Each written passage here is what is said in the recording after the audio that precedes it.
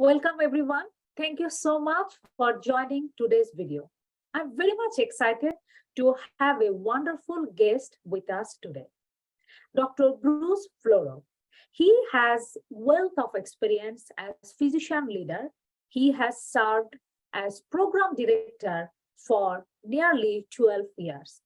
And I'm very much thrilled to have him today in our YouTube channel to learn his advice, tips, and techniques that how our audience of this channel can increase their chance to get interviews as well as to match into the residency. So please join me to welcome Dr. Bruce Floro. Dr. Floro, if you kindly let us know a little bit about yourself, we will appreciate it. Certainly. First of all, Dr. Hoque, thank you for having me. It's a pleasure to be addressing your audience and helping them as best I can. So about me, I've been married for 38 years.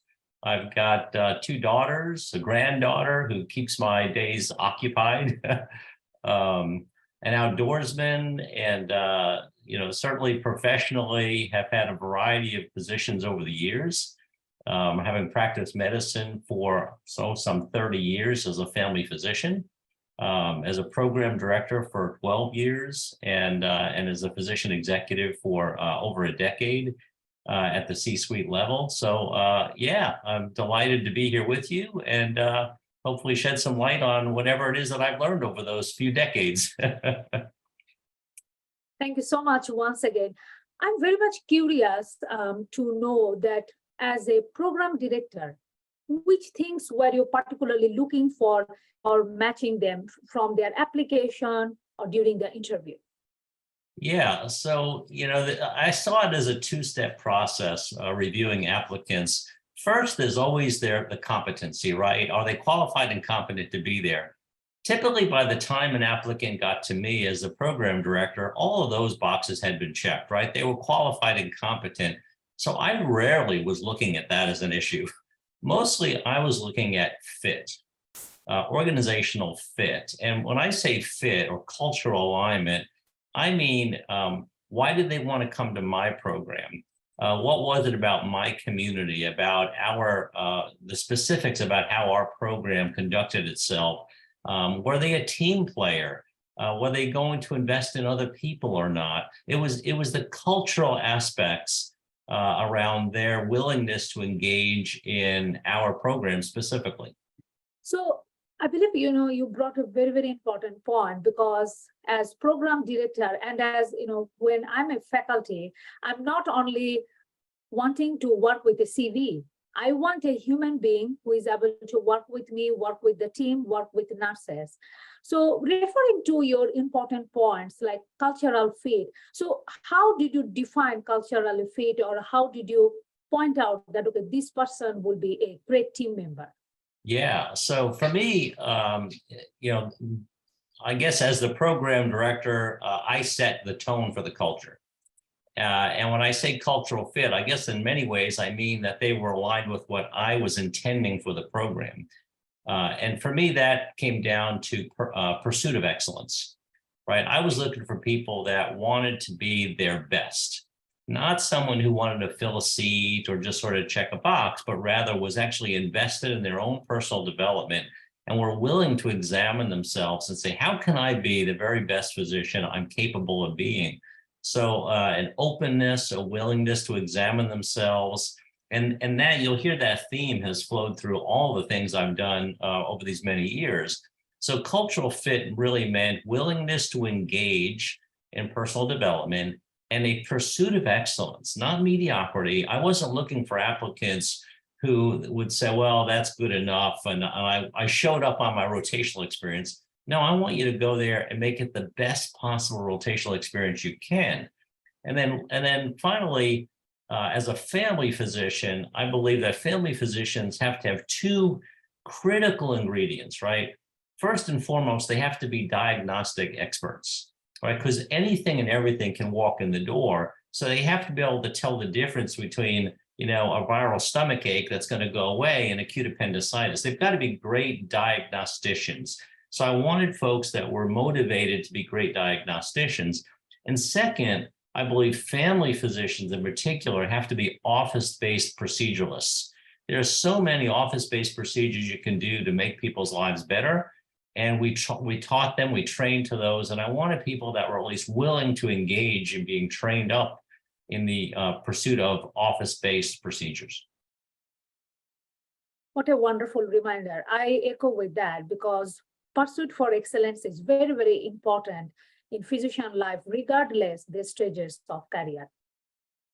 So, before I was planning for our recording, I started a open forum in my Facebook page to get the perspective of our this year candidates.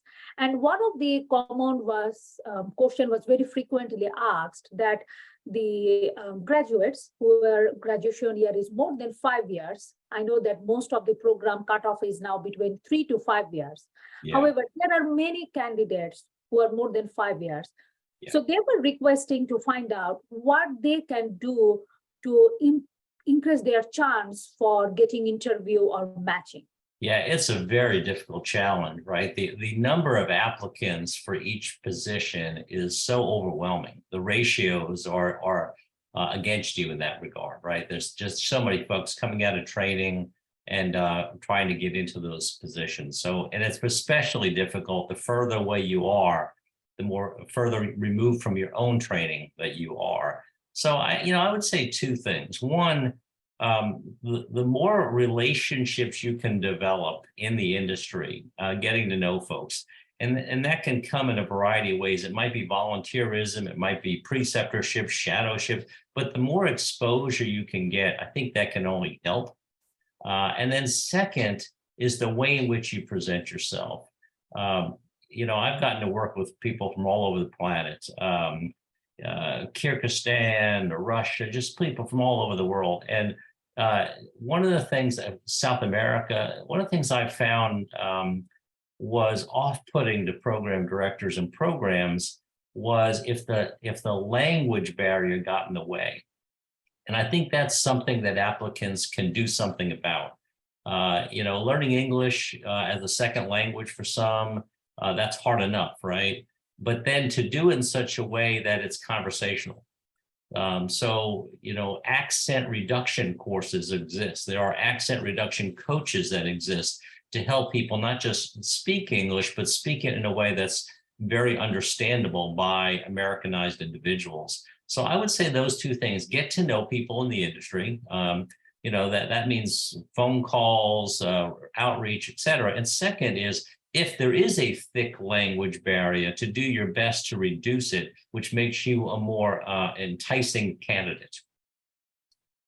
Very important point. I agree, and I can share you my personal experience when I came to Canada first and then US. As you mentioned, English is a second language, and learning it, putting it in our conversation, it truly takes patience and practice. So that brings me to my next question. You mentioned building relationship, knowing to people in the industry. So as an IMG, it's not always very easy. So do you have any tips that how an international medical graduate maybe have relationship within the medicine industry in the US, how they can reach out to the faculty or residents? Yeah. So there's no easy answers here. And for each individual, the path is going to be different. There's no recipe way in which to do it.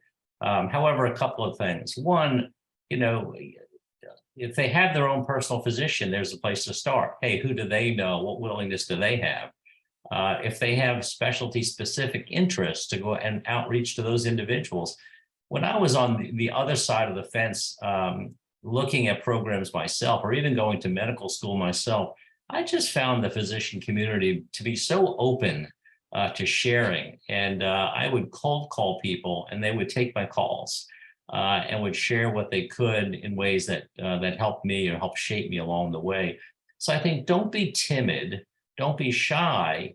The only bad phone call is the phone call you never make, right? You just never know. So you have to pursue it, I think you've got to exhaust the relationships you have to reach out to physicians in your community or in the community that you're targeting. So if in fact you're looking to go to, Arizona or something, then to reach out to doctors in that community and see, what is their experience? What's their willingness to have somebody just come shadow with them? And in shadowing, you may meet 3 other doctors that are open and interesting to it, and that goes on until a network is established. So I think all of those are avenues to be explored. Excellent point. And that reminds me that when I first came to Canada, I truly reached out to my family physician. And I'm still very much grateful to him because he allowed me to shadow. And that truly built up my courage to reach out to other physicians and starting to knowing the system. So the 2 points you mentioned, I believe very important, like, reaching out to people, trying to understand the culture of the medicine. And then secondly, improving the English and like how to present. So do you have any, I do not know about accent reduction training. Can you please tell us a little bit more on how our audience can improve their English? Yeah, so I'll give you one example. I had a resident from Colombia, South America, and he had been a practicing family physician in Colombia. This is a highly experienced individual, great depth of understanding and knowledge, who we brought into the States and had to, quote, retrain as a family physician in the Americanized approach to it. His one challenge was his English was hard to understand. And for us conversationally, it was okay. But back in that time, dictations were very prevalent. Notes were dictated, operative notes were dictated, H&Ps, history of physicals were dictated, discharge summaries dictated. And the transcriptionist had a very difficult time understanding him. And he frequently had to go in and make massive corrections to transcriptions that he had to do. So we sent him through accent reduction programs. And those coaches, and I'm not an expert in accent reduction, but they work on inflection, intonation. It's the kind of thing that an actor would do if they want to learn, an American person wants to learn how to speak like a New Zealander, they would go to an accent coach. Or if they want to learn how to speak with a German accent or what have you. And here it's the other way, right?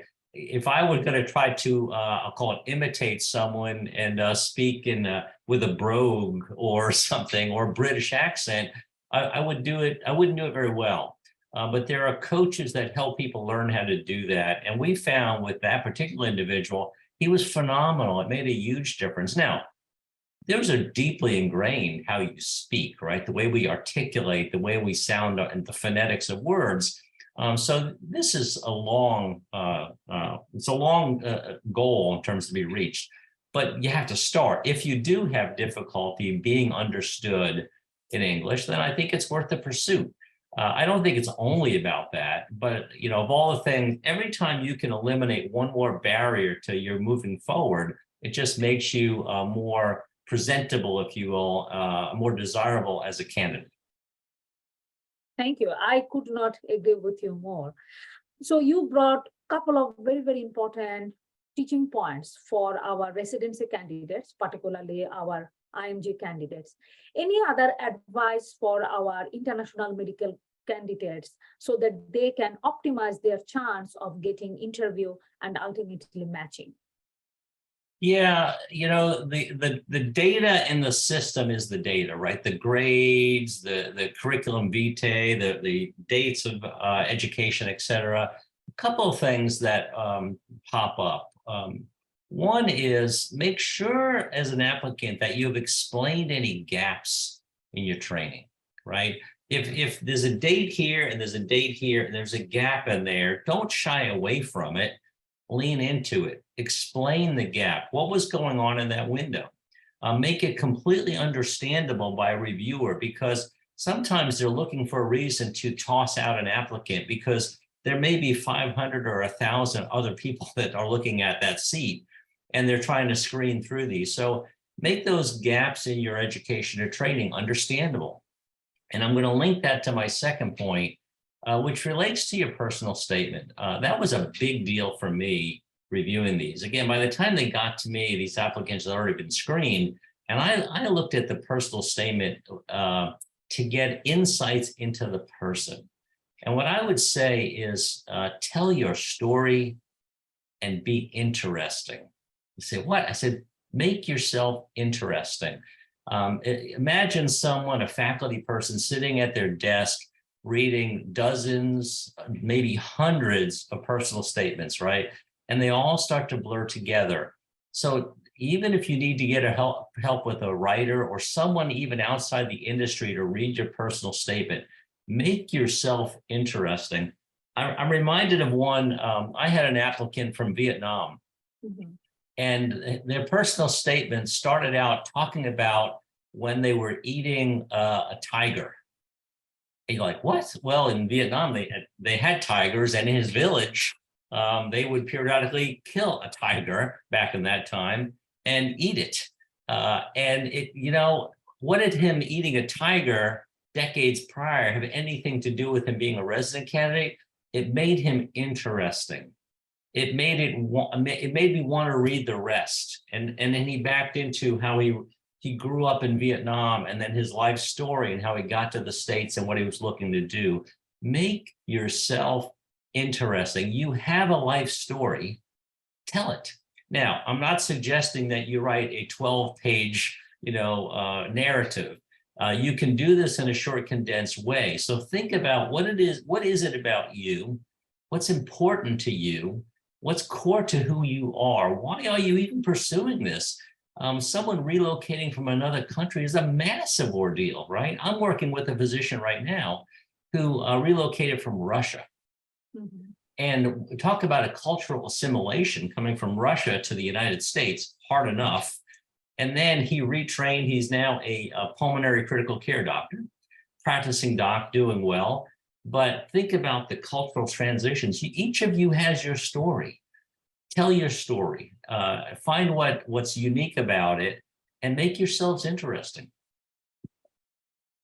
What a wonderful point. I agree. Like whenever I have to review personal statement, it's not an easy job. It's very, very tiring. So if somebody is not standing out by making themselves interesting, it's very, very easy to slip out and just put it in that stack of paper. So you brought very good point that starting with interesting point, draw the attention. Secondly, keeping it concise. Any other advice on personal statement? Because personally, I feel that writing personal statement is not an easy job. Any other tips on that, please? Yeah, it's not an easy job. And, I suggest to people that they just sit down and they write it. Just, like you're throwing paint on a wall, just get it out there. And the final product probably shouldn't look anything like what you started with. And if you think about, be interesting, tell your story, explain any gaps, right? There's your opportunity. If there is in fact a large gap in your training or experience, to tell your story, tell the truth. Don't avoid that, right? If there's some blemish in your background, tell the truth of it, right? Whatever that might be, but tell the truth. Don't not be completely forthright. I find that you're going to be more, it'll be more accommodating, more accepting if in fact you're upfront with that, than if people read it and think, oh, you're sort of hiding something here. They move on to the next one, right? So tell the truth of it. And finally, once it's done and you've had other people read it and give you feedback on it, have somebody else read it for grammatical correctness, punctuation, all the English literacy pieces of that, so that it reads fluently. Here's another area for you to demonstrate proficiency in English. If in fact you're struggling with that, don't start out on the wrong foot with a personal statement, which is choppy or difficult to read. Very important points. So I know that you mentioned that it is crucial to address any red flags, any gap in the personal statement. What about how to address red flag tactfully during the interviews? Yeah, so a red flag would be an unexplained gap, right? That's a biggie. So you've got 2 years, 5 years, multiple years, and something was going on in there. And, for all we know, you were incarcerated, right? If you don't tell us, if you don't come forth with it, then people start to fill in the gaps with their imagination. So don't allow that to be the case. Tell the story. And sometimes it's just months, right? It was the timing of when this ended and this started, or what have you. Then just say that. And you may or may not need to say, what were you doing in the middle? Well, I was cleaning my garage. I don't know what you were doing, but just so that there's continuity. And if there are large chunks of time, 2, 3, 4 years in there, where it was unclear, and you were, maybe you were driving a taxi. I worked with an applicant one time. This was a cardiologist who moved to the United States, and it took a long time for him to do a fifth pathway to get back in, if you will. He was driving a cab, and he was embarrassed to tell anybody that he was a taxi driver in Texas. When he was in the application process, I'm like, don't be embarrassed. You're doing everything and anything on behalf of yourself and your family to create a new life for yourself. So I just encourage them to tell that story. Just get it up and out, if you will. You don't have to dwell on it. Don't make it a thing, but don't leave it vacant either. I would say those are the issues about red flags. If in fact, now here's a much more difficult red flag. If you started in a program and were discharged from the program, right? That's probably the worst case scenario, that you got into a program and they let you go. You probably the largest uphill battle in that case. And I think you do have to explain that. In that case, you may have to spend the entirety of your personal statement explaining what happened there.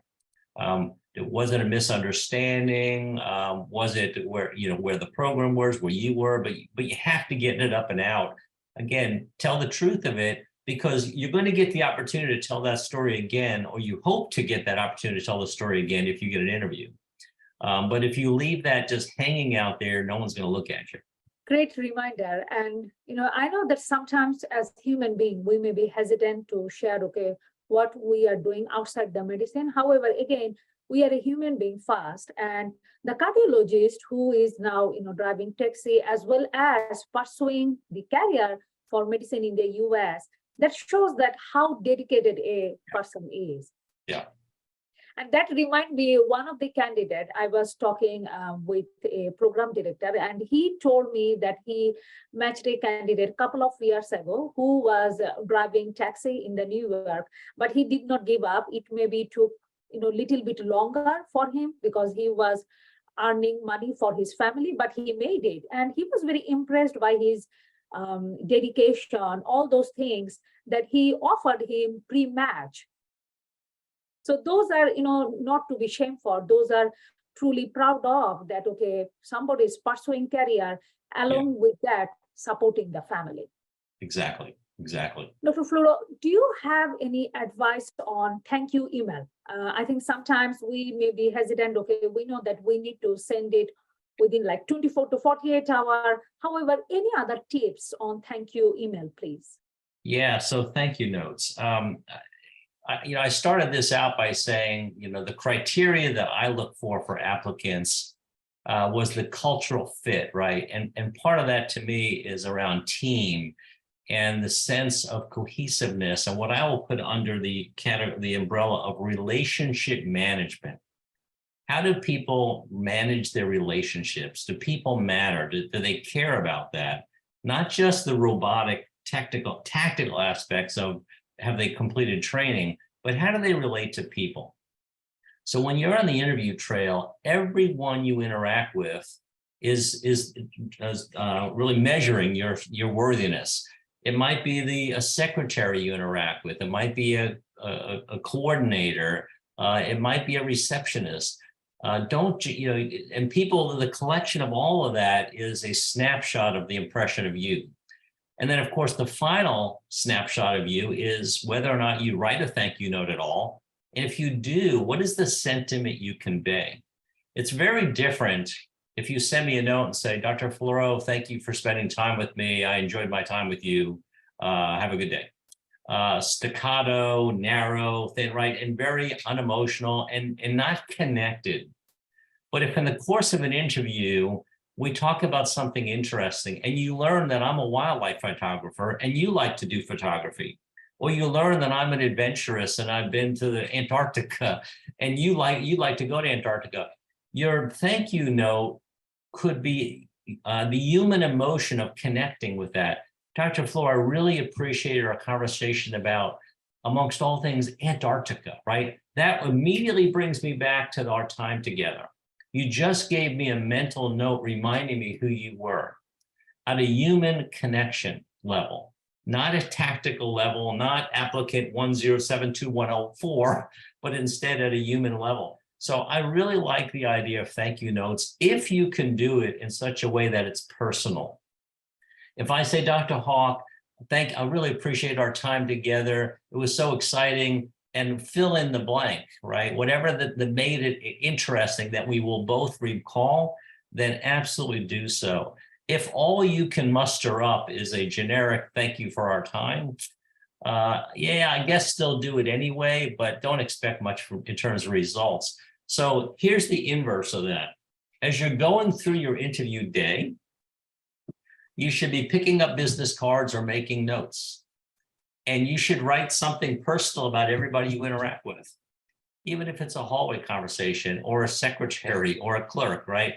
If it's Mary at the front clerk, or Jose at the second level, what have you, and if they share something with you and you can get their contact information, you can send something personal to them.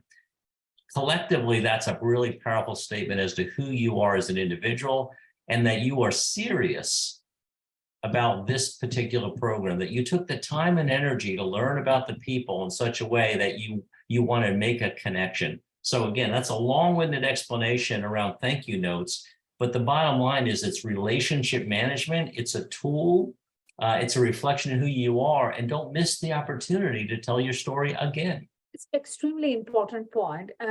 Like not just generate thank you letter. Truly, I think people even not always reading full the generic thank you letter, because the application time is so much busy. Faculty, program director, program coordinator, they're extremely busy. Like truly, now I imagine how busy they are. When I was in a candidate, I had no idea.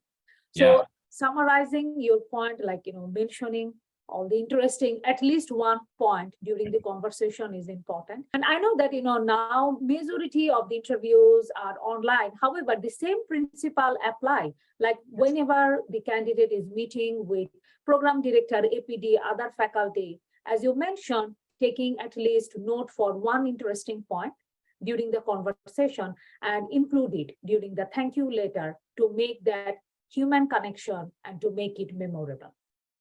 Just to add one other thing to get out there, and in all these interviews, invariably the interview will end with the individual asking, do you have any questions for them? And the answer needs to always be yes. Mm-hmm. Needs to always be yes. You need to have questions for them. And the more specific and unique those questions can be to that program or that individual, the better. And if you haven't already captured something unique or individualized, there's your opportunity to get it. Hey, help me understand why you developed this program. Why do you stay here? Why do you like it here? Something. And their answer to that may in fact help you write your thank you letter. And also can generates genuine human interest into the program.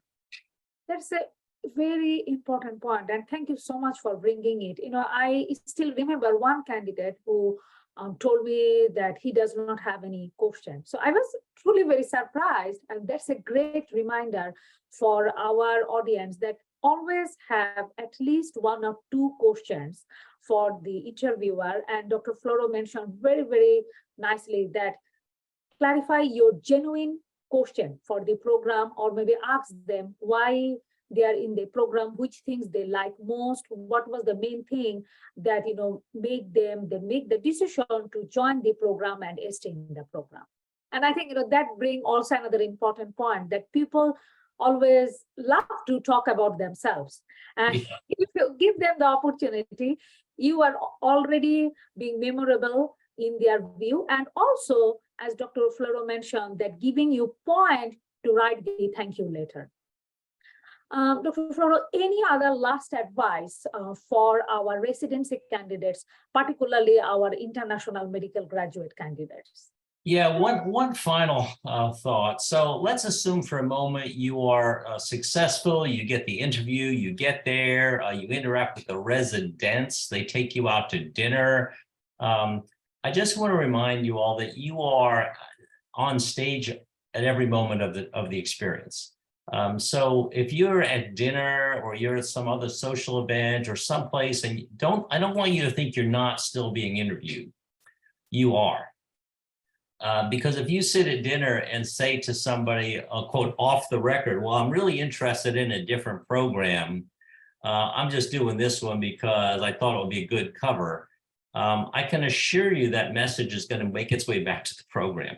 So you're not off the record ever, right? When you're in the interview process, imagine that every moment of every interaction, you are on the record. And don't miss that. I've seen folks make that mistake and say, well, you know, I really wasn't that interested in this program, but now I've been here, so I'm feeling a little better about it.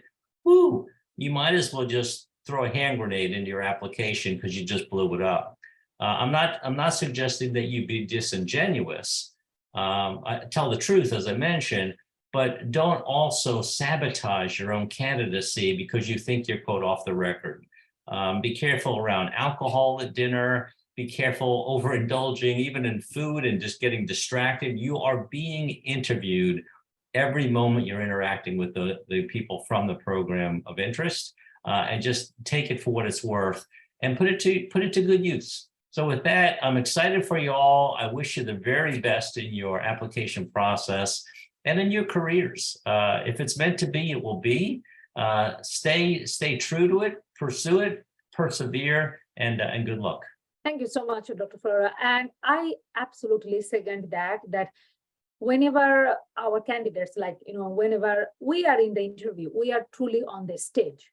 Like, people are watching us, people are judging us, doesn't matter what we think, they are truly making an opinion about us when they're in the interview. So it's very, very important to be mindful about it, and also addressing and respecting people. Like if you are talking to fellow residents, chief residents, program coordinator, faculty, each and every one has their unique value for your selection process. Because I know that in our program, at the end of all the interviews, we sit together, we talk about each and every candidate. It's like, pointing that, okay, which going to favor, which maybe not going in their favor. So every point is absolutely critical. Thank you so much, Dr. Fleur. I truly appreciate taking your valuable time for our audience, and most importantly, sharing your wisdom, expertise, and experience with us. I am wishing you all the best, and I look forward to having you again in our YouTube channel. Thank you. Bye now. Bye-bye. Thank you so much for watching this video. I hope you will find value from this video. Please like this video, subscribe to this channel, and hit the bell icon so that you are getting notified for all the new videos. Your subscription means a lot to me because it gives me motivation for making more and more interesting and useful videos for you. I wish you all the best, and please share this video with your friends and family members whom you believe will be benefited.